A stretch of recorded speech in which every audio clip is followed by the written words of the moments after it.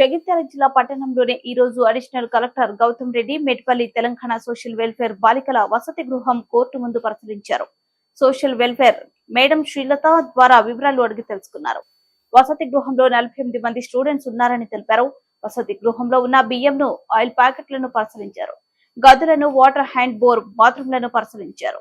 బాత్రూంలో ఎప్పటికప్పుడు శుభ్రంగా ఉంచాలని, వసతి గృహం నిర్వహణ బాగున్నదని కమిషనర్ 3 రోజులకు ఒకసారి పరిశీలించాలని తెలిపారు.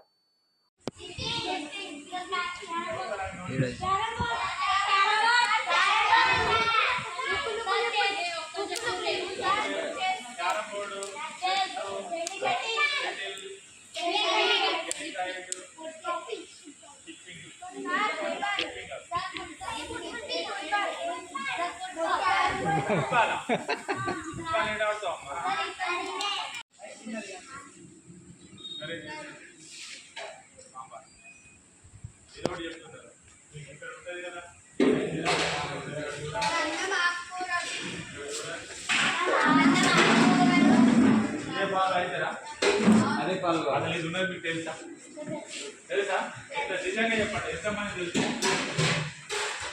అందరు లేపుతున్నారు ఇప్పుడు సాయంత్రం ఏం తింటారంటే చెప్పలేదు నువ్వు కానీ చూడదు అదే